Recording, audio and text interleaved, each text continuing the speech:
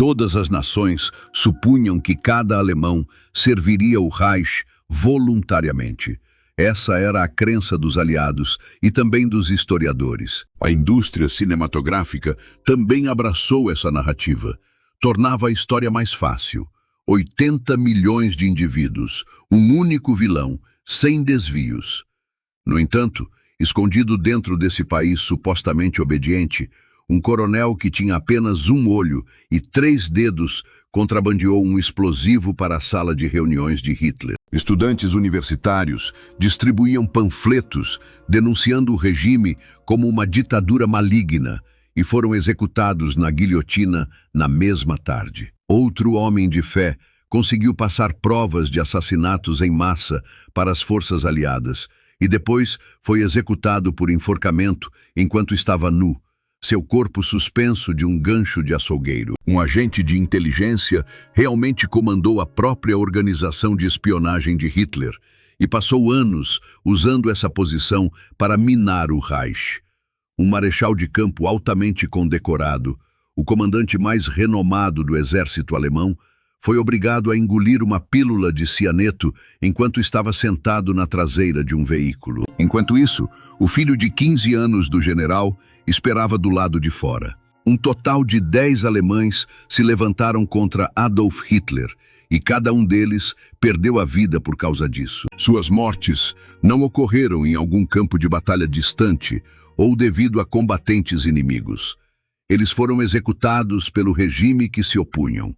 Alguns morreram por enforcamento dentro de pátios de prisão. Outros foram fuzilados por pelotões de execução sob o manto da noite. E vários foram sufocados com corda de piano enquanto câmeras filmavam. Esses indivíduos foram amplamente esquecidos, porque narrar a Segunda Guerra Mundial se tornou mais simples ao retratar cada alemão como um vilão.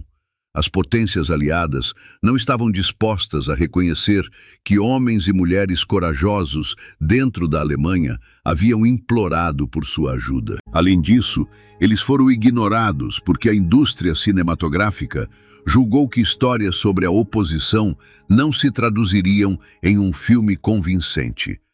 No entanto, o movimento de resistência era genuíno e consumiu mais sacrifício do que a maioria imagina.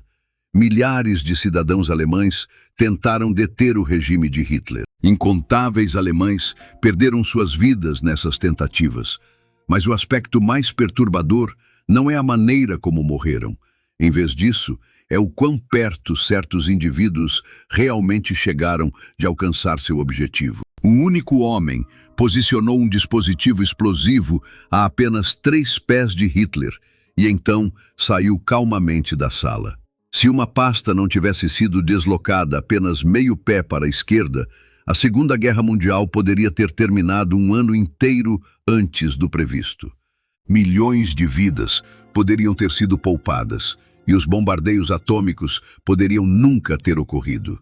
Todo o curso do século XX poderia ter tomado um rumo alternativo. No entanto, a pasta foi reposicionada e o homem que havia colocado o explosivo foi executado antes do amanhecer.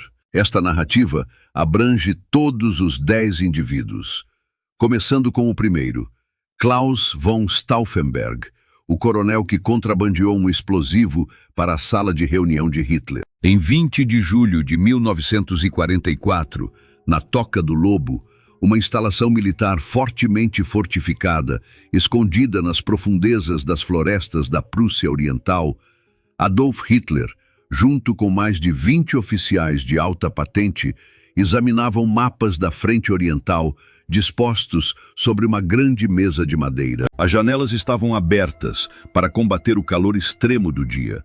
Originalmente, a reunião estava programada para ocorrer em um abrigo subterrâneo de concreto. No entanto, devido ao calor, foi realocada para uma estrutura ao nível do solo, construída de madeira e com grandes janelas. Essa escolha acabaria por poupar a vida de Hitler. O coronel Klaus von Stauffenberg entra na sala, segurando uma pasta de couro. Ele tem visão em apenas um olho, apenas 3 dedos restantes na mão esquerda, e não tem a mão direita. Esses ferimentos resultaram de um ataque de caça-bombardeiro das forças britânicas no norte da África em 1943, onde tiros rasantes quase causaram sua morte. Fragmentos de metal dilaceraram seu corpo, custando-lhe o olho esquerdo. Com a mão direita perdida e 2 dedos faltando na outra, a maioria dos soldados teria deixado o serviço ativo. Em poucos meses, Stauffenberg voltou ao serviço, não para continuar lutando por Hitler, mas para assassiná-lo. Ele coloca a pasta debaixo da mesa de conferência. Dentro, há uma placa de explosivo plástico fabricado pelos britânicos, equipada com um ignitor temporizado. Ele coloca o dispositivo o mais próximo possível de Hitler. Depois disso, ele sai da sala sob o pretexto de precisar fazer uma chamada telefônica. Ele parte sem olhar para trás. E aqui reside o detalhe crítico que alterou o curso da história. O plano de Stauffenberg consistia em preparar 2 dispositivos explosivos. 2 blocos de explosivos teriam sido suficientes para eliminar todos na sala, independentemente de onde a pasta fosse colocada. No entanto, ele só conseguiu armar uma única bomba. Uma interrupção repentina o obrigou a se apressar. Um telefone tocou e alguém bateu à porta. Teve tempo de armar apenas um explosivo antes de entrar na reunião. Apenas um dispositivo, em vez de 2. A ausência dessa segunda bomba é a razão pela qual Hitler sobreviveu. Às 12h42, a explosão ocorre. A explosão rasga a estrutura de madeira. A mesa de reunião se estilhaça. Pessoas são lançadas pelo ambiente. Uma secretária morre na hora. 3 militares sofrem ferimentos fatais. Lá fora, fumaça e destroços obscurecem o ambiente. Stauffenberg observa a explosão e testemunha o colapso da estrutura em meio a chamas e fumaça. Ele acredita firmemente que Hitler morreu. Ninguém poderia sobreviver a tal explosão. Usando de astúcia, ele atravessa 3 postos de controle militares distintos. Confiando apenas em sua patente de coronel e em seus ferimentos visíveis como prova, ele foge do tumulto. Chega a uma pista de pouso e pega um avião para Berlim, mas Hitler sobreviveu depois que Stauffenberg saiu da sala. Um outro oficial moveu a pasta para o lado oposto de uma grossa perna de mesa de carvalho, tão larga quanto aquilo. Esse pilar de madeira absorveu a onda de choque e protegeu Hitler do impacto total da explosão. As calças de Hitler estavam rasgadas, seus tímpanos rompidos, e ele sofreu queimaduras e ferimentos de estilhaços por todo o corpo, mas saiu dos escombros vivo. Stauffenberg permaneceu alheio a isso. Ao aterrissar em Berlim, ele prontamente iniciou a segunda etapa do plano, Operação Valkyria, originalmente um protocolo de emergência nazista destinado a preservar a estabilidade durante uma revolta civil ou um ataque às autoridades alemãs. Stauffenberg e seus conspiradores alteraram secretamente o esquema para que pudesse ser usado para assumir o controle após a morte de Hitler. As tropas da Guarda Doméstica assumiriam o comando de Berlim. Líderes da SS e da Gestapo seriam detidos, um novo governo estabelecido e as hostilidades cessariam temporariamente. Quase deu certo.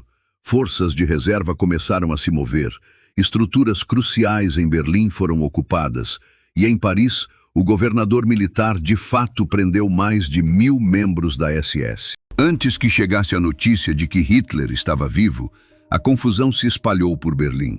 Ninguém conseguia confirmar a morte de Hitler. Os conspiradores hesitaram.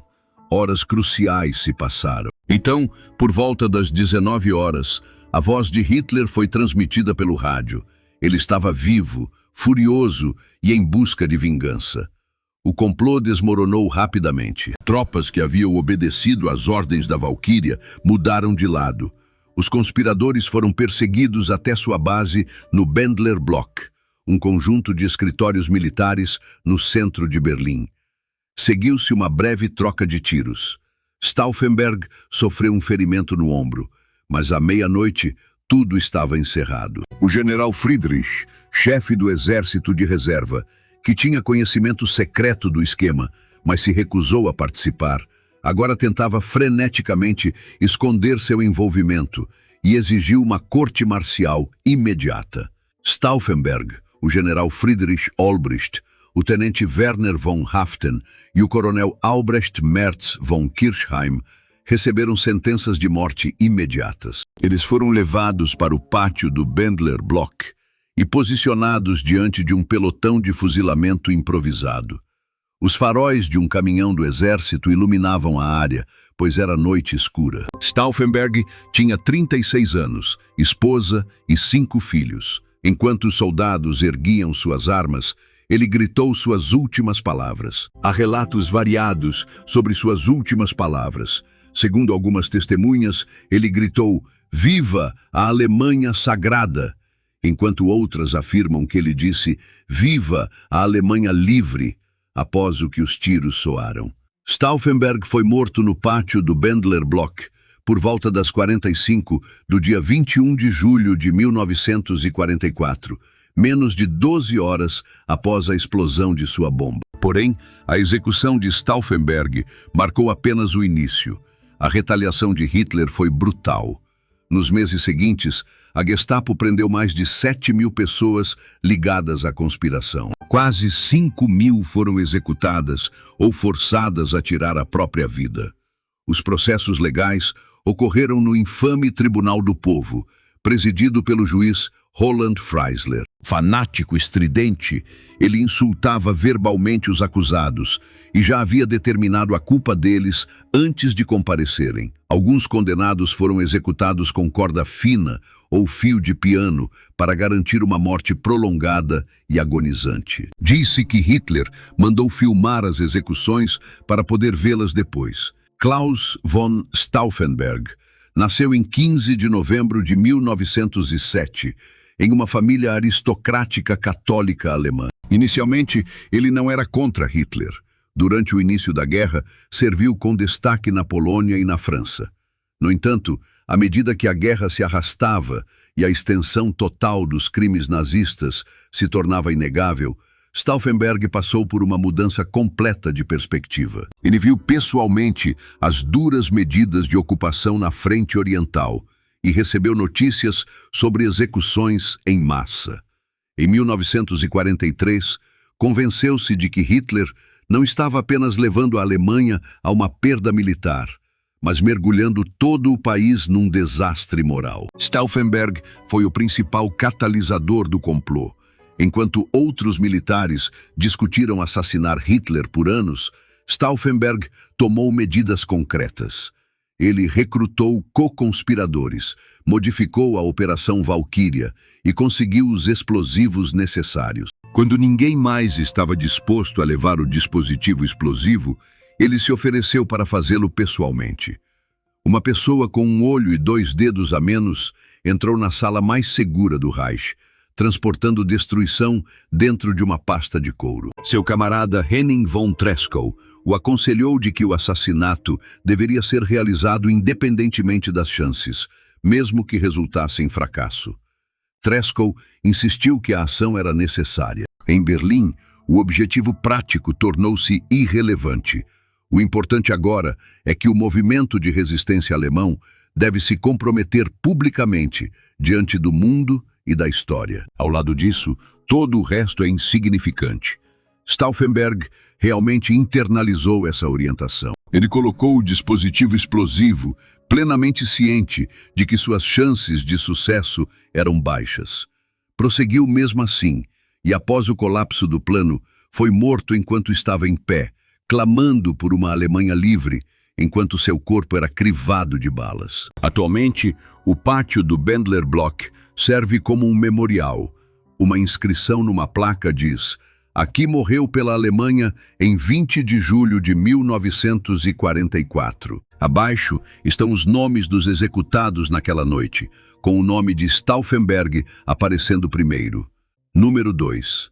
Hans e Sophie Scholl, um irmão e uma irmã que se opuseram a Hitler usando material impresso. Em 18 de fevereiro de 1943, na Universidade de Munique, 2 irmãos, um irmão e uma irmã, entraram no prédio principal segurando uma mala.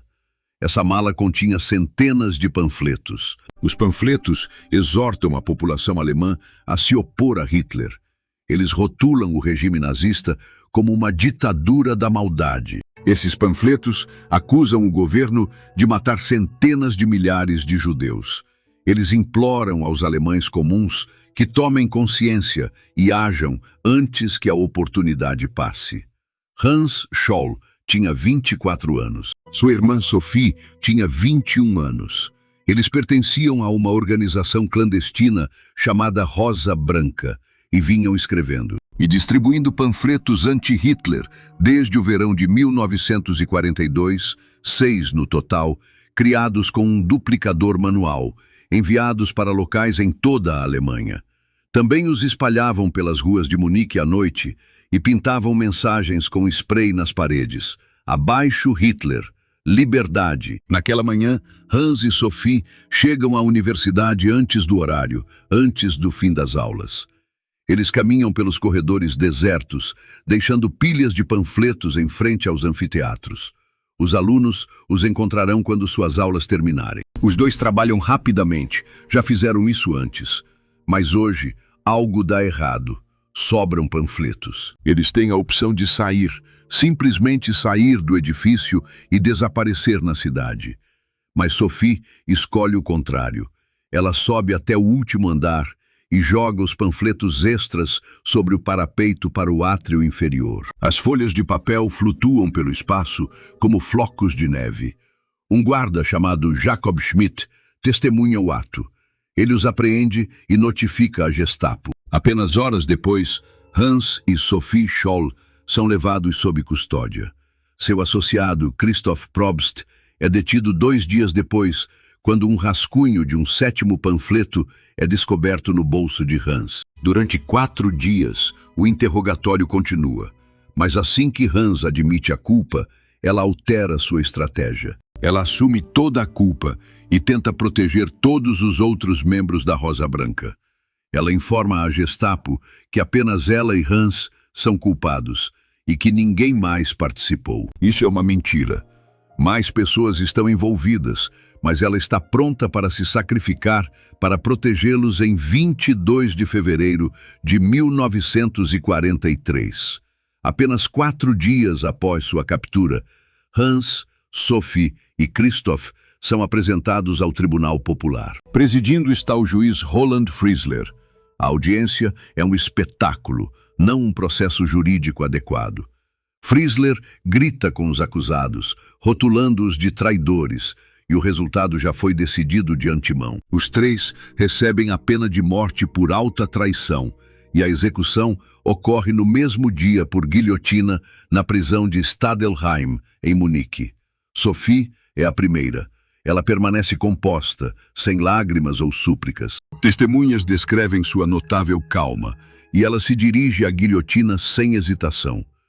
Suas últimas palavras registradas são uma resposta à última pergunta de Friesler no tribunal. Friesler perguntou se ela tinha concluído que seus atos constituíam um crime contra o povo. Sophie respondeu: "Continuo acreditando que agi da melhor maneira possível pelo meu país." Ela disse que não se arrependia e que arcaria com as consequências. Ela tinha 21 anos. Hans foi o próximo. Sua última palavra, gritada quando a lâmina caiu, foi: "Viva a liberdade!" Christoph Probst, de 23 anos e com 3 filhos pequenos, foi executado logo depois dele. O que torna a narrativa da Rosa Branca tão extraordinária é isto. Eles não eram líderes militares ou figuras políticas, eram simplesmente estudantes universitários. Não possuíam armas, tropas ou qualquer autoridade. Seus únicos recursos eram uma máquina copiadora, algum papel e a coragem de falar a verdade, mesmo quando essa verdade acarretava uma sentença de morte. A Rosa Branca imprimiu 6 panfletos de junho de 1942 a fevereiro de 1943. Os 4 primeiros panfletos foram escritos principalmente por Hans Scholl e seu companheiro Alexander Schmorell. Eles faziam referência à Bíblia, Aristóteles, Goethe e Schiller. Apelavam ao senso moral do povo alemão e incentivavam a oposição não violenta. Eles detalhavam o assassinato de 300 mil judeus na Polônia e questionavam como qualquer sociedade culta poderia permitir tais eventos. O quinto e o sexto panfletos tornaram-se mais audaciosos, já que o grupo se sentiu encorajado pela derrota da Alemanha em Stalingrado. No início de 1943, eles pensaram que o ímpeto estava mudando e que um número maior de alemães estava disposto a ouvi-los. O quinto panfleto foi renomeado de A Rosa Branca para o Movimento de Resistência Alemão. Ele defendia atos de sabotagem em fábricas de armas e instalações de produção de guerra, bem como a interferência no aparato bélico. O panfleto foi produzido em até 9.000 cópias e espalhado por vários municípios alemães, como Berlim, Hamburgo, Viena e Colônia. Foi o sexto panfleto que levou à sua captura, proclamando que a reputação da Alemanha ficaria permanentemente manchada. Exortava os jovens alemães a se rebelarem contra o regime. Isso representou o apelo mais direto e contundente por ação que o grupo já havia feito. Após a execução dos Scholl, sua narrativa continuou. Uma cópia do sexto panfleto foi retirada secretamente da Alemanha e chegou à Grã-Bretanha. Winston Churchill ordenou que milhões de reproduções fossem feitas. Durante o verão e outono de 1943, a Força Aérea Real espalhou esses panfletos sobre cidades alemãs, agora renomeados como o Manifesto dos Estudantes de Munique. Embora a Rosa Branca tenha sido silenciada, sua mensagem continuou a descer do alto nos meses seguintes à morte dos Scholl. A Gestapo perseguiu os membros sobreviventes do grupo.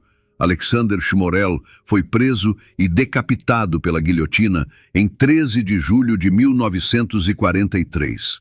Willy Graf encontrou a morte pelo mesmo método em 12 de outubro de 1943. Kurt Huber, o acadêmico que orientou o grupo e coautorou os últimos panfletos, foi decapitado pela guilhotina em 13 de julho de 1943. Cerca de 60 outras pessoas ligadas à Rosa Branca foram julgadas.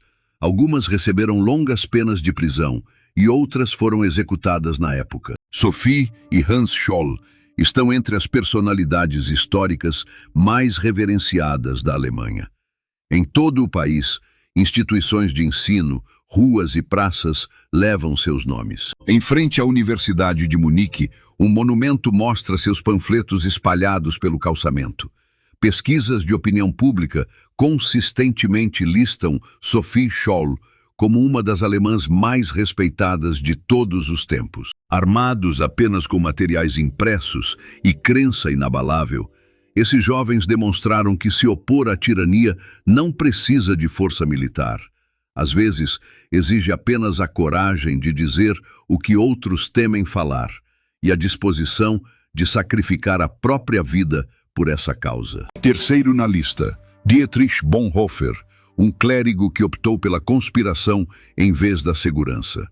Apenas 2 dias depois de Adolf Hitler assumir a chancelaria da Alemanha, um jovem teólogo entrou numa estação de rádio em Berlim. Ele iniciou uma palestra no rádio que condenava o conceito nazista de liderança. Rotulou-o com precisão, um termo equivalente à autocracia. As autoridades interromperam a transmissão antes de sua conclusão, cortando o sinal. O teólogo, então com 27 anos, era Dietrich Bonhoeffer. Ele havia iniciado uma batalha contra os nazistas que duraria 12 anos e o privaria de tudo que tinha. Bonhoeffer nasceu em Breslau, Alemanha, em 4 de fevereiro de 1906, o sexto de 8 filhos em uma distinta família acadêmica. Seu pai era um psiquiatra proeminente e sua mãe, professora, vinha de uma linhagem de teólogos. Quando adolescente, Bonhoeffer escolheu seguir a teologia, surpreendendo seus parentes que tinham laços mínimos com a igreja. Ele obteve seu doutorado aos 21 anos. Também estudou nos Estados Unidos. Frequentou a Igreja Batista Abissínia, no Harlem, e foi profundamente comovido pela luta dos Estados Unidos pela igualdade racial. Voltou para a Alemanha, reconhecido como uma das mentes teológicas jovens mais brilhantes da Europa. Com a ascensão dos nazistas ao poder, Bonhoeffer percebeu instantaneamente a ameaça. Enquanto a maioria das figuras da Igreja Protestante apoiavam ou faziam as pazes com o novo governo, Bonhoeffer se opôs francamente. Ele ajudou a estabelecer a Igreja Confessante. Esse movimento repudiou o esforço dos nazistas de criar um órgão eclesiástico governamental que propagaria a doutrina nazista do púlpito. Bonhoeffer sustentava que não se podia ser simultaneamente um nacional-socialista e um cristão. Ele insistia que o clero devia se engajar em resistência política aberta contra o regime. Até mesmo alguns apoiadores dentro da Igreja Confessante acreditavam que ele havia ultrapassado os limites. Em 1935, Bonhoeffer montou um seminário clandestino em Finkenwald para educar jovens ministros fora do alcance da estrutura eclesiástica dominada pelos nazistas. Em 1937, a Gestapo o fechou. Bonhoeffer foi proibido de estar em Berlim, de dar palestras públicas e de publicar qualquer obra. Em 1939, o regime estava removendo metodicamente sua capacidade de trabalhar, educar ou se conectar com outros. Bonhoeffer recebeu uma oferta de um cargo seguro nos Estados Unidos. Poderia ter permanecido em Nova York. Poderia ter atravessado a guerra com tranquilidade e depois voltado para a Alemanha. Ele viajou para a América e rapidamente entendeu que havia errado. Em seu diário, anotou: "Preciso apoiar os cristãos na Alemanha durante este período desafiador na história do nosso país. Não terei o direito de ajudar a reconstruir a vida cristã na Alemanha após a guerra, se não suportar esta provação junto com meu povo." Ele retornou, plenamente consciente do preço, por meio de seu cunhado Hans von Donani, que servia na inteligência militar. Bonhoeffer se envolveu profundamente na conspiração contra Hitler dentro da Abwehr. Sob o comando do almirante Wilhelm Canaris, a inteligência militar da Alemanha se transformou em um centro de resistência. Bonhoeffer foi alistado como agente, o que lhe deu um pretexto para viajar ao exterior e fazer contato com governos aliados em nome dos conspiradores. Além disso, ele ajudou a coordenar a Operação 7, um plano secreto para levar um grupo de judeus da Alemanha para a Suíça, fazendo-os passar por membros da Abwehr. Isso forçou Bonhoeffer a lidar com as consequências éticas de suas ações. Sendo um homem devoto, ele se viu parte de um plano para tirar uma vida. Quando seu cunhado questionou se um cristão poderia moralmente se envolver em matar, Bonhoeffer tratou o assunto com grande seriedade. Bonhoeffer respondeu que matar continua sendo matar, mas também reconheceu que, ocasionalmente, é preciso aceitar o fardo da culpa por um ato que é necessário. Ele fez um paralelo com alguém que testemunha um motorista bêbado correndo em direção a um grupo de pessoas. Bonhoeffer argumentou que a responsabilidade de um cristão não é apenas consolar os feridos após o acidente. Em vez disso, é assumir o controle do volante, mesmo que isso envolva um ato pecaminoso. Em 5 de abril de 1943, Bonhoeffer foi preso. A Gestapo inicialmente o acusou de abusar de seu papel na inteligência e de ajudar na fuga de judeus, e ele foi detido na prisão de Tegel. Ele passou 18 meses em Berlim. Durante esse período, produziu uma grande quantidade de escritos. Contrabandeadas por guardas amigos, sua correspondência e anotações da prisão mais tarde emergiram como obras teológicas fundamentais do século XX. Ele aconselhava outros presos, liderava cultos e mantinha uma compostura excepcional. Um guarda simpatizante chegou a propor ajudá-lo a fugir. Os arranjos foram feitos, mas Bonhoeffer acabou recusando, preocupado que os nazistas se vingassem de seus parentes, especialmente seu irmão Klaus e seu cunhado Dornani. Após o fracasso do complô de 20 de julho, ambos os homens também foram presos. No início de abril de 1945, os investigadores descobriram a extensão completa dos laços de Bonhoeffer com a conspiração. Os diários do almirante Canaris, descobertos por Hitler, continham provas completas dos esforços de oposição da Abwehr. Furioso, Hitler ordenou a execução rápida de todos que haviam participado da conspiração. Na noite de 8 de abril, Bonhoeffer foi transferido de Buchenwald para o campo de concentração de Flossenbürg. Ele enfrentou uma corte marcial sumária. Não houve testemunhas, nenhuma prova apresentada, nenhuma defesa permitida e nenhuma documentação. Ele recebeu a sentença de morte ao amanhecer de 9 de abril de 1945 e então foi levado ao local da execução. O médico do campo, que observou a execução, relatou que Bonhoeffer se ajoelhou em oração antes de subir as escadas para a forca. Com coragem e calma, o médico comentou que, em quase 5 décadas de medicina, raramente vira um homem falecer com tamanha entrega à vontade de Deus. Pouco antes de ser levado, Bonhoeffer disse a um companheiro de prisão: "Este é o fim para mim, o começo da vida." Essas foram suas últimas palavras registradas. Ele tinha 39 anos. As tropas americanas libertaram o campo apenas 2 semanas depois. No mesmo dia, seu irmão Klaus foi executado. No mesmo dia, Hans von Donani, seu cunhado, morreu em Sachsenhausen. Outro cunhado, Rüdiger Schleyer, foi igualmente executado. Os nazistas aniquilaram toda uma família. Os parentes de Bonhoeffer não foram informados de sua morte até o final de julho de 1944. O general Henning von Treschow instigou Stauffenberg a disparar o tiro. Se Klaus von Stauffenberg foi a mão por trás da bomba, então Henning von Treschow foi a mente que arquitetou o complô. Para a Gestapo, ele foi o principal instigador da conspiração de 20 de julho. Os historiadores militares o consideram o coordenador mais firme e incansável da oposição dentro do exército alemão. Treschow fez pelo menos 3 tentativas contra a vida de Hitler antes de Stauffenberg entrar na toca do lobo com uma pasta. Ele nasceu em 10 de janeiro de 1901, em Magdeburgo, em uma família militar prussiana que serviu ao exército por 300 anos. 21 de seus antepassados foram generais, tornando o serviço militar inato para ele. Como jovem oficial na Primeira Guerra Mundial, ele serviu e depois abandonou temporariamente o exército para trabalhar no setor bancário. Ele viajou internacionalmente, retornou ao serviço militar e subiu rapidamente nas fileiras, tornando-se um dos oficiais de Estado-Maior mais respeitados. No exército alemão, Treschow inicialmente nutria alguma esperança de que o regime nazista pudesse restaurar o poder alemão após a humilhação do Tratado de Versalhes. Essas esperanças, no entanto, desapareceram rapidamente.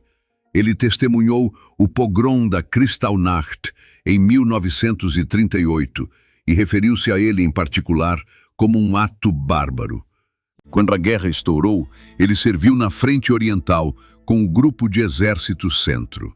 Lá testemunhou em primeira mão o massacre de civis, a execução de prisioneiros de guerra e a aniquilação organizada de comunidades judaicas. Ele ficou horrorizado e, ao contrário da maioria de seus colegas oficiais, a partir de 1941, recusou-se a desviar o olhar. Treschow dedicou sua vida a desmantelar o regime de Hitler. Metodicamente, ele trouxe oficiais antinazistas para o Estado-Maior do Grupo de Exércitos Centro, transformando-o no Centro de Comando Militar da Resistência. Junto com Hans Oster, vice-chefe da Abwehr, ele estabeleceu uma rede conspiratória que se estendia por todo o exército. Ele criou o plano atualizado para a Operação Valkyria, destinado a assumir o controle após o assassinato de Hitler. Treschow orquestrou nada menos que 3 tentativas significativas de assassinato. Em março de 1943, antes do complô de 20 de julho de 1944, ele organizou a colocação de uma bomba no avião de Hitler. O oficial de Estado-Maior, Fabian von Schlabrendorff, embarcou na aeronave com um pacote que parecia conter 2 garrafas de conhaque, destinado a ser um presente para outro oficial. O pacote continha uma bomba com um fusível temporizador, que foi colocada no compartimento de carga. A aeronave partiu, mas a bomba não explodiu. O detonador falhou devido ao ar gelado em grande altitude. No dia seguinte, Schlabrendorff teve que viajar até o local onde Hitler estava, recuperar o pacote antes que fosse descoberto e trocar o fusível defeituoso. Ele conseguiu isso com sucesso, escapando por pouco da detecção. Uma semana depois, Tresco organizou outra tentativa.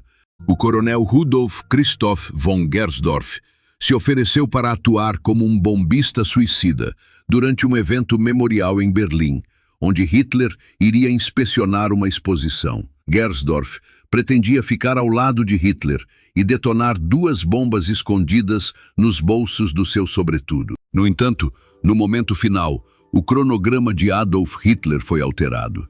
Em vez de permanecer por meia hora na exposição, ele ficou apenas 2 minutos. Os explosivos foram equipados com fusíveis de 10 minutos. Esse tempo se mostrou insuficiente. Gersdorff foi forçado a sair do prédio e neutralizar urgentemente os explosivos antes que detonassem. As tentativas seguintes também falharam, cada uma obstruída pelo comportamento imprevisível de Hitler, remarcações abruptas ou mera má sorte. Em 1944, a Gestapo se aproximava e Tresco percebeu que o tempo estava quase no fim. Ele instruiu Stauffenberg que o assassinato deveria ser realizado independentemente do custo, mesmo que não tivesse sucesso, acrescentando: precisamos agir em Berlim. O objetivo prático já não é relevante. O que importa agora é que a resistência alemã deve demonstrar isso ao mundo e aos que ainda estão por vir. Os membros do movimento foram corajosos o suficiente para dar o passo crucial e arriscar suas vidas por isso. Ele também comunicou algo ainda mais urgente a outro conspirador. A cada dia, 16.000 pessoas estavam sendo eliminadas, não como baixas de guerra, mas assassinadas sistematicamente. Para acabar com esse massacre, Hitler precisava ser morto. Ao saber, em 21 de julho, que o dispositivo explosivo não havia funcionado e que a revolta havia fracassado, Tresco estava plenamente ciente dos eventos iminentes. A Gestapo chegaria, a tortura viria, e sob tortura ele poderia revelar identidades. Ele não podia permitir que isso acontecesse.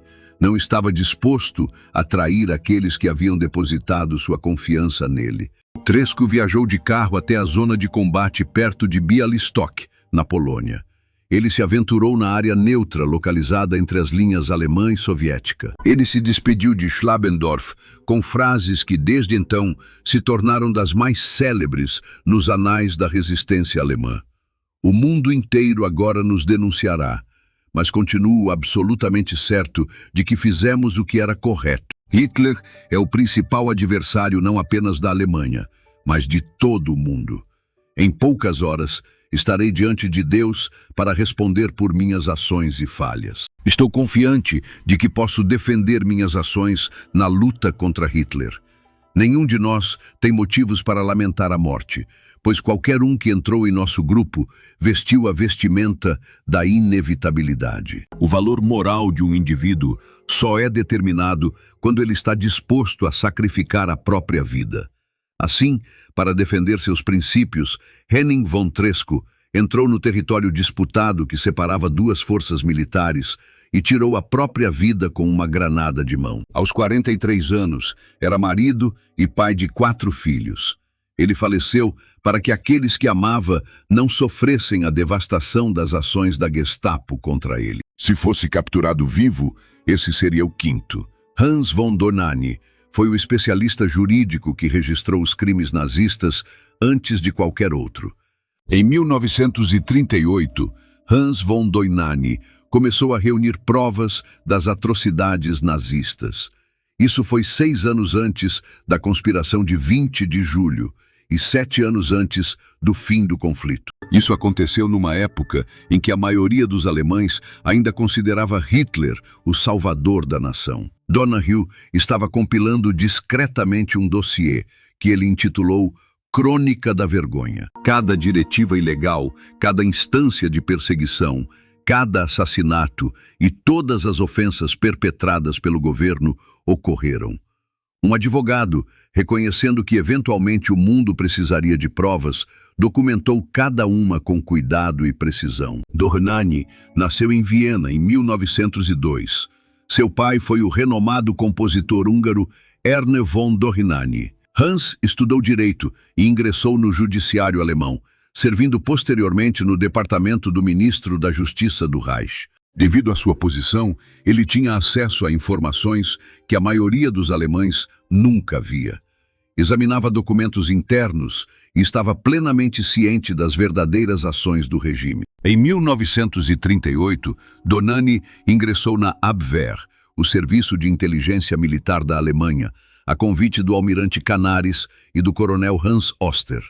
A Abwehr se transformou em um centro clandestino de atividades de resistência, e Dohnányi tornou-se uma de suas figuras-chave. Aproveitando seu cargo, ele ajudou judeus a fugir da Alemanha. A Operação 7, que Dohnányi e Bonhoeffer ajudaram a organizar, transportou um grupo de judeus para a Suíça, apresentando-os como agentes de inteligência em missões oficiais. Além disso, Dohnányi foi um arquiteto fundamental de várias tentativas de assassinato contra Hitler. Ele colaborou intimamente com Treskov e Oster, e posteriormente com Stauffenberg. Como cunhado de Bonhoeffer, os dois estavam ligados por laços familiares e crenças compartilhadas. Dohnányi foi preso em 5 de abril de 1943, no mesmo dia que Bonhoeffer. A Gestapo descobriu discrepâncias na operação de resgate, Operação 7, e as vinculou a Dohnányi. Ele ficou detido por 2 anos, sob interrogatórios severos, enquanto a Gestapo tentava extrair nomes e toda a extensão da trama. Dohnányi não revelou nada. Enquanto estava preso, infectou-se intencionalmente com difteria para ficar doente demais para ser interrogado novamente. Ele foi transferido entre várias prisões e instalações médicas. Os nazistas preservaram sua vida apenas porque esperavam extrair informações dele. Ele manteve a doença porque permanecer em silêncio era sua única defesa restante. Em 9 de abril de 1945, no mesmo dia em que Bonhoeffer foi executado em Flossenburg, Hans von Dohnányi foi morto no campo de concentração de Sachsenhausen. Ele tinha 43 anos, número 6. Wilhelm Canaris, o mestre de espionagem que usou o aparato de inteligência de Hitler contra ele próprio, é uma das histórias mais peculiares de toda a guerra. Ele era a pessoa no comando. Como chefe da inteligência militar da Alemanha nazista, passou anos trabalhando secretamente para sabotar o regime por dentro. Repassava informações aos aliados. Ele protegeu judeus e manteve combatentes da resistência escondidos da Gestapo. Dirigiu a mais importante agência de inteligência do Reich e a explorou como fachada para a maior conspiração da história alemã. Wilhelm Canaris nasceu em 1º de janeiro de 1887, em Appelbeck, Westfália. Quando jovem, alistou-se na Marinha Imperial Alemã e serviu com honra na Primeira Guerra Mundial, ganhando renome como um excepcional agente de inteligência. Durante o período entre guerras, ele subiu na hierarquia das Forças Armadas Alemãs reconstituídas. Em 1935, foi nomeado chefe da Abwehr, a agência de inteligência militar da Alemanha. Canaris não se opôs consistentemente aos nazistas. Inicialmente, pensava que o regime estava reconstruindo o poder alemão após a catástrofe de Versalhes. No entanto, sua perspectiva mudou à medida que as medidas de Hitler se tornavam cada vez mais radicais. Em 1938, Canaris viajou para a Polônia e esteve presente no massacre de 200 judeus em Bedzin. Também obteve relatos de execuções generalizadas nas regiões ocupadas. Ele confrontou o general Wilhelm Keitel a respeito das atrocidades e foi instruído a cessar suas investigações, pois as ordens vinham diretamente de Hitler. Depois disso, Canaris começou a minar o regime e escolheu Hans Oster, um antinazista convicto, como seu segundo no comando na Abwehr. Juntos, transformaram a agência de inteligência em um refúgio para resistentes. A Abwehr detinha a autoridade para emitir documentos de viagem. Canaris empregou todas essas ferramentas para fabricar identidades falsas, transportar pessoas através das fronteiras, proteger a conspiração e contrabandear vítimas de perseguição para fora do Reich. Ele realizou reuniões secretas com oficiais de inteligência aliados inúmeras vezes. Ele se reuniu com o diretor da inteligência britânica, Stuart Menzies, e com William Donovan, que liderava o escritório de serviços estratégicos americano. Além disso, manteve conversas com o comandante George Earle, enviado pessoal do presidente Roosevelt para os Balcãs, estacionado na Turquia. Ele falou sobre maneiras de encerrar o conflito e compartilhou informações com as forças aliadas. Ele fez tudo isso enquanto servia como chefe oficial do serviço de inteligência. Se aquele regime soubesse o que ele estava tramando, o teriam matado imediatamente. Heinrich Himmler suspeitava de Canaris há muitos anos. Em fevereiro de 1944, Himmler finalmente convenceu Hitler a remover Canaris da Abwehr e desativar completamente a agência. Suas funções foram assumidas pela SS. Canaris foi colocado em confinamento domiciliar.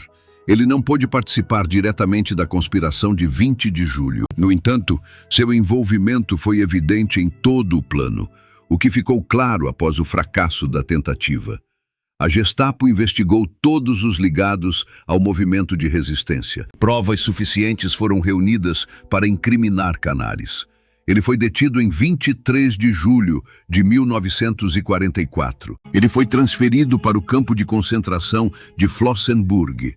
Em fevereiro de 1945, mesmo após ser brutalmente maltratado, recusou-se a denunciar qualquer cúmplice. Ele negou todas as acusações e protegeu o maior número possível de pessoas. No início de abril, Hitler encontrou os diários pessoais de Canaris. Esses diários forneceram provas inegáveis de que o almirante vinha se opondo ao regime há anos.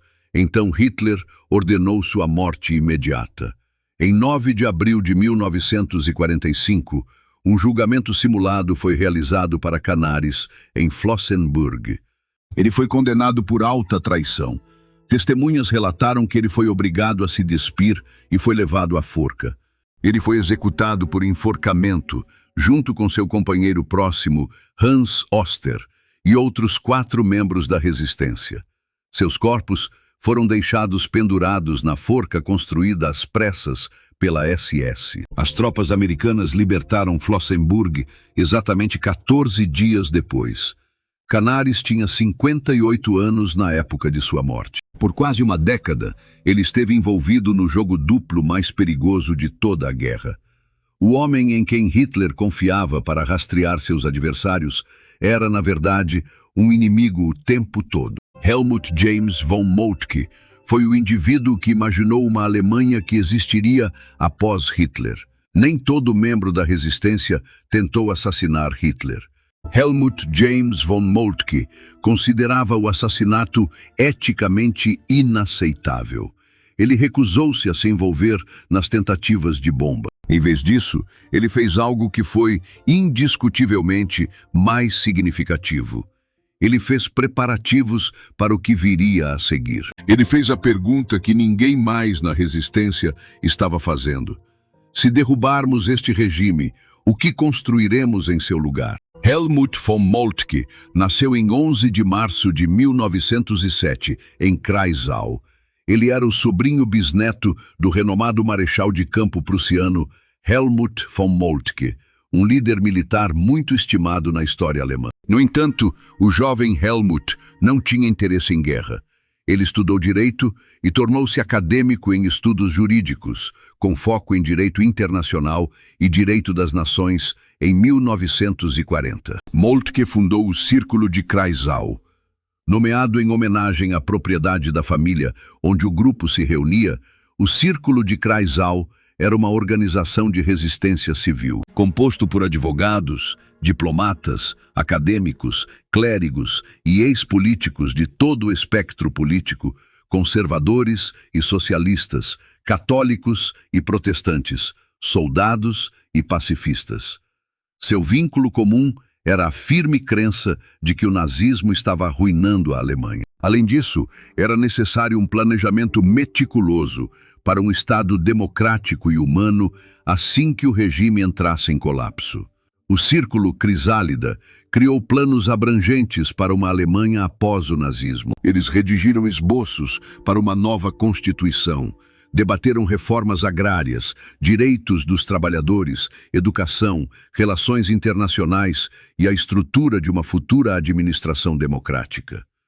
Suas discussões giravam em torno da reconstrução de uma sociedade civil que 12 anos de ditadura haviam desmantelado metodicamente. Moltke considerava que apenas assassinar Hitler seria insuficiente. A ideologia precisava ser superada, as instituições reconstruídas e a população reeducada. Moltke foi preso em 19 de janeiro de 1944, não por conspiração para assassinar Hitler, mas por ter avisado um colega de que a Gestapo estava prestes a prender esse colega. Esse gesto solitário de humanidade básica foi suficiente para derrubar uma das figuras mais reflexivas da resistência. Moltke foi julgado na Alemanha, no Tribunal do Povo. Presidido pelo juiz Freisler, o processo ganhou notoriedade quando Freisler acidentalmente revelou a verdadeira substância das acusações. Não existia prova de um complô violento. Não havia plano de assassinato, nem sabotagem. Moltke apenas havia imaginado uma Alemanha alternativa e se preparado para um amanhã mais promissor. Freisler declarou: "Você não formulou planos específicos, você apenas pensou, e por isso Moltke recebeu uma sentença de morte." Em uma carta da prisão para sua esposa, Moltke descreveu essa interação com quase contentamento. Ele observou que Freisler havia esclarecido que sua transgressão não era de atos. Em vez disso, era a convicção de que sua execução não decorria de suas ações, mas de seus pensamentos. Os nazistas consideravam as próprias ideias perigosas o suficiente para exigir a pena de morte. Em 23 de janeiro de 1945, Helmut James von Moltke foi executado por enforcamento na prisão Potsdam C, em Berlim. Ele tinha 37 anos. Entrada número 8. Marechal de campo Erwin Rommel, que engoliu uma pílula de cianeto para proteger seus familiares. Essa entrada específica permanece um assunto de disputa histórica.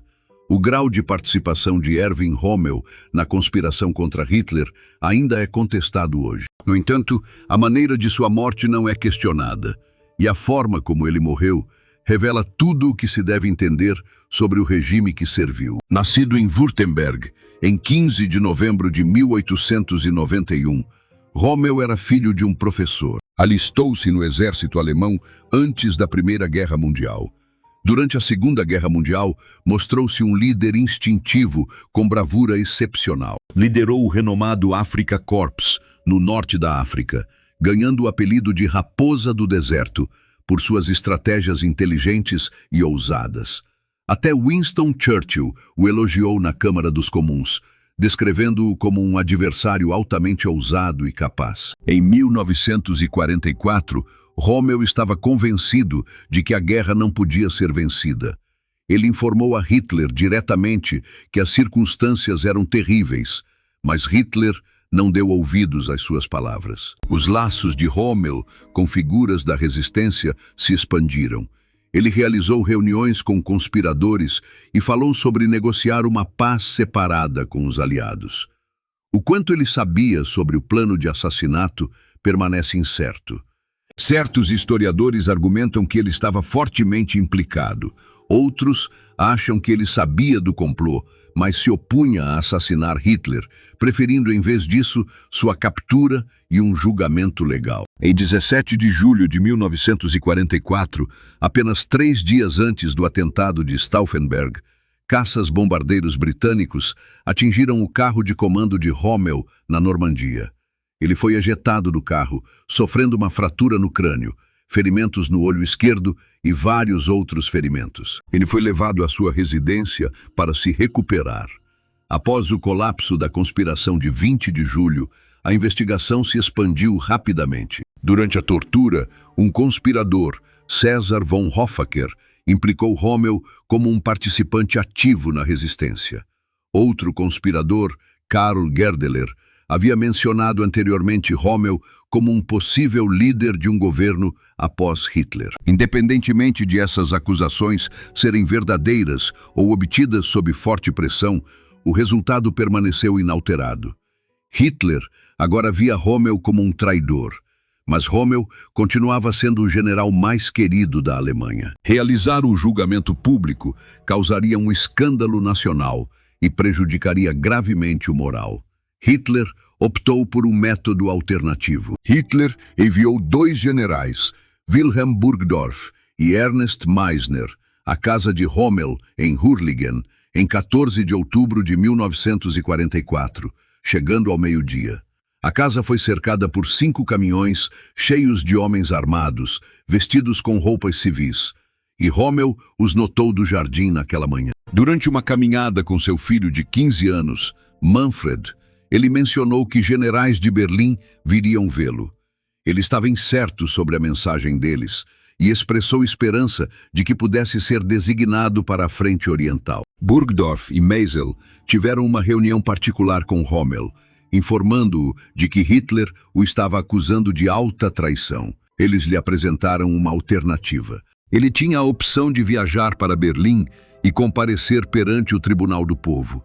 Isso implicaria um julgamento público, uma inevitável pena de morte e severas repercussões para sua família e assessores. Alternativamente, ele poderia cometer suicídio usando uma pílula de cianeto fornecida. Se escolhesse esse caminho, o regime declararia que ele havia falecido. Atribuindo sua morte a ferimentos de guerra, ele receberia um funeral de Estado com todas as honras militares. Sua família seria protegida e receberia pensões. Rommel pediu um momento para conversar com seus familiares. Ele se aproximou de seu filho Manfred e explicou a situação. Como Manfred lembrou mais tarde, as palavras exatas de Rommel foram: "Venha comigo. Acabei de informar sua mãe que em 15 minutos estarei morto." É difícil ser morto pelos próprios compatriotas, mas a casa está cercada e Hitler está me acusando de alta traição. Devido ao meu serviço na África, me foi oferecida a chance de morrer por veneno. Os 2 generais trouxeram a cápsula de cianeto, que causa a morte em 3 segundos. Se eu consentir, minha família não enfrentará nenhuma retaliação. Seu amigo de infância, Hermann Audinger, que serviu como seu ajudante durante a Primeira Guerra Mundial, estava presente. Audinger estava furioso e pronto para lutar, até disposto a morrer defendendo Rommel. Mas Rommel conseguiu acalmá-lo. Era inútil porque a casa estava cercada e a resistência só causaria mais mortes. Rommel vestiu seu uniforme do Afrika Korps, pegou seu bastão de marechal de campo e saiu de casa pela última vez. Ele parou por um momento enquanto seu Dachshund tentava segui-lo. Despediu-se de seu filho e de Audinger com breves apertos de mão. Moradores de Erlinden observavam de suas janelas, sem saber que testemunhavam um homem a caminho da morte.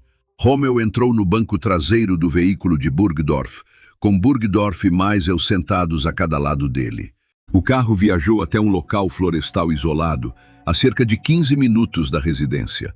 Rommel recebeu a pílula de cianeto e foi deixado sozinho dentro do carro. Quando o motorista da SS voltou, Rommel foi encontrado caído para a frente, com seu cap e bastão ao lado dele.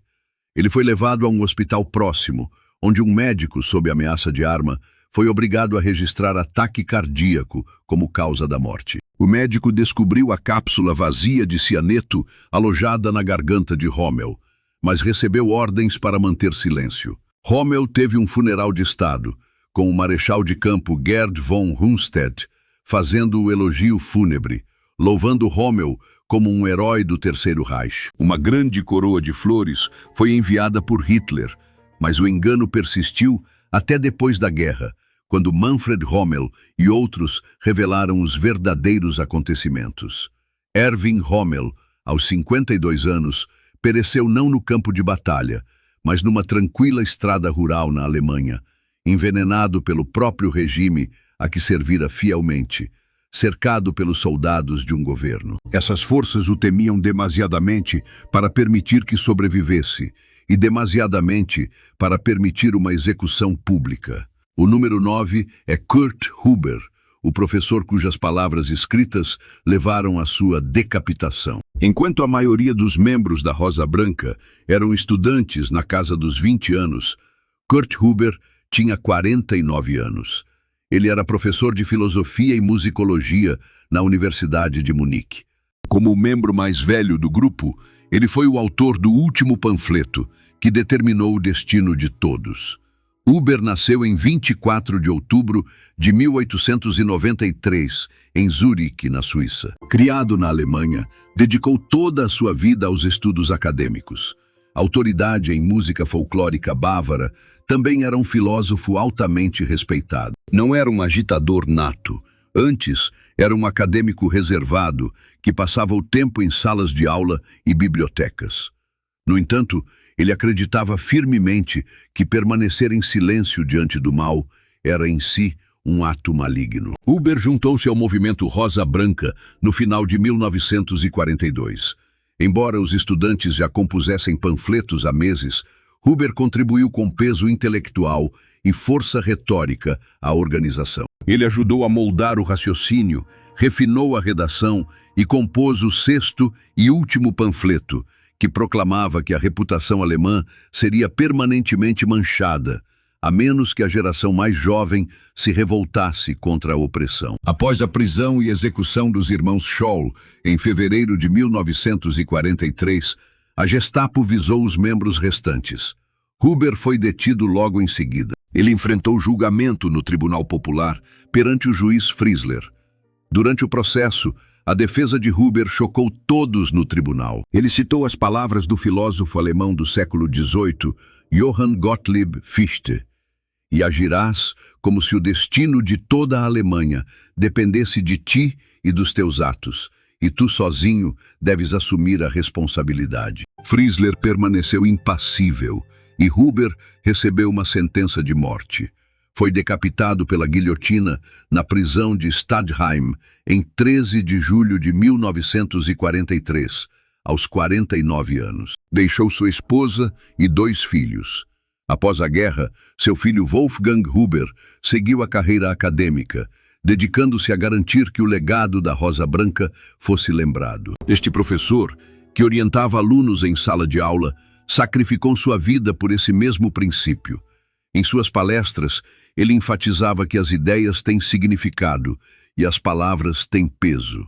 Ele ensinou que um único indivíduo, corajoso o suficiente para proclamar a verdade, poderia alterar a trajetória da história, mesmo ao preço final. O número 10 é Julius Leber, o político preso apenas 2 semanas antes do fim. Esta história é a mais comovente desta lista, não pela maneira como Julius Leber morreu, mas porque ele esteve tão perto de escapar. Leber nasceu em 16 de novembro de 1891, em Besheim, Alsácia. Ele suportou uma infância de pobreza, trabalhou numa fábrica de tapetes na juventude e financiou seus estudos através de aulas particulares e jornalismo. Na universidade, estudou economia e história. Ele se voluntariou para servir na Primeira Guerra Mundial, alcançando a patente de tenente e recebendo condecorações por bravura. Após a guerra, Leber tornou-se membro do Partido Social Democrata, emergindo como uma de suas figuras mais combativas. Em 1924, foi eleito para o Reichstag e tornou-se o principal porta-voz do partido em assuntos militares. Demonstrava total destemor sempre que os nazistas o visavam. Ele resistiu e, logo após a ascensão de Hitler ao poder em 1933, houve uma tentativa de assassinato contra ele. Em março daquele ano, os nazistas prenderam Leber. Por 4 anos, até 1937, ele esteve preso nos campos de concentração de Esterwegen e Sachsenhausen, antes de ser libertado. Enquanto a maioria teria permanecido em silêncio, Leber escolheu o caminho oposto. Para ocultar seu trabalho de resistência, ele abriu uma empresa de carvão em Berlim. Por meio dela, conectou-se com conspiradores militares, dissidentes civis e indivíduos do grupo Kriegshaus. Leber surgiu como um líder civil chave na resistência. Os conspiradores previam um papel importante para ele no governo pós-Hitler que pretendiam estabelecer. Ele estava destinado a se tornar ministro do interior. Klaus von Stauffenberg considerava Leber uma das pessoas mais competentes e confiáveis no movimento de resistência. Stauffenberg declarou famosamente que Leber era um homem em quem apostaria tudo. No entanto, no início de julho de 1944, Leber cometeu um erro crítico. Ele tentou contatar uma organização comunista clandestina de resistência com o objetivo de forjar uma aliança antinazista mais ampla. Durante uma reunião com delegados do grupo de Anton Savinkov, um espião da Gestapo estava presente. Leber foi capturado em 5 de julho de 1944, apenas 15 dias antes da tentativa de Stauffenberg com uma bomba na Toca do Lobo. Se Leber tivesse adiado por apenas 2 semanas, ou se a reunião não tivesse sido comprometida, ele poderia ter assumido um papel no novo governo. Em vez disso, após sua captura, ele suportou cerca de 2 meses de tortura sob custódia da Gestapo. A Gestapo exigiu informações sobre os membros e a organização do complô, mas, apesar do tratamento brutal, Leber não revelou nada. Ele protegeu seus companheiros o melhor que pôde, nunca fraquejando ou os traindo. Em 20 de outubro de 1944, Leber foi julgado no Tribunal Popular com outros resistentes. O processo foi uma farsa, o resultado já estava decidido, e ele foi condenado à morte por alta traição. Leber é lembrado por uma observação que fez na época. Por uma causa tão nobre e justa, sacrificar a própria vida é o custo apropriado. Fizemos tudo o que podíamos e não somos culpados pelo desfecho. Julius Leber foi executado por enforcamento na prisão Potsdam C, em Berlim, em 5 de janeiro de 1945, aos 53 anos. As hostilidades na Europa cessaram apenas 4 meses depois. Hoje, uma ponte em Berlim leva seu nome. A inscrição diz: Julius Leber, membro do Reichstag até 1933, deu sua vida pela liberdade e justiça. Esses 10 alemães não salvaram o mundo. A bomba errou o alvo, os panfletos foram queimados e todos os complôs foram suprimidos. Hitler tirou a própria vida em um bunker em abril de 1945, não por uma bala de assassino ou pela bomba de um coronel. A guerra continuou até o fim, mas isso perde a essência de suas histórias. O crucial é que eles eram reais. Dentro de uma nação que havia abandonado sua moralidade para um monstro, houve aqueles que disseram não, como estudantes que distribuíam panfletos. Mesmo sabendo que a decapitação os aguardava, generais se aventuraram em terra de ninguém com uma granada em vez de trair um camarada. Clérigos recusaram refúgio na América e retornaram ao inferno, incapazes de se encarar de outra forma. Por anos, um mestre de espionagem voltou o aparato de inteligência do inimigo contra eles. O marechal de campo engoliu uma pílula de cianeto no banco de trás de um carro para proteger sua família. Um comerciante de carvão suportou 4 anos em um campo de concentração e imediatamente retomou a oposição ao regime que o prendeu. Embora tenham falhado, eles demonstraram o que os nazistas desesperadamente tentavam esconder: que a Alemanha e Hitler não eram idênticos. Mesmo sob o regime mais opressivo já construído, as pessoas ainda tinham a capacidade de fazer escolhas diferentes. A consciência não desaparece só porque o Estado a ordena. Henning von Treschall expressou isso perfeitamente. A tentativa de assassinato deve ser empreendida, independentemente do custo. Caso a tentativa fracasse, a ação continua essencial. O resultado pragmático perdeu a importância. O ponto crucial é que a resistência alemã deu aquele passo decisivo diante de toda a comunidade global. Eles agiram e, por isso, merecem ser lembrados pelo mundo. 10 alemães se opuseram a Hitler e 10 alemães deram suas vidas por essa oposição. Seus nomes deveriam ser pronunciados no mesmo sopro que as histórias dos soldados que invadiram as praias. E os aviadores que sobrevoaram Berlim, junto com os cativos que suportaram os campos. Pois a resistência contra a tirania não é medida apenas pela vitória, mas pela disposição de se levantar. Levantar-se custou-lhes a vida, mas cada um deles, ainda assim, se levantou.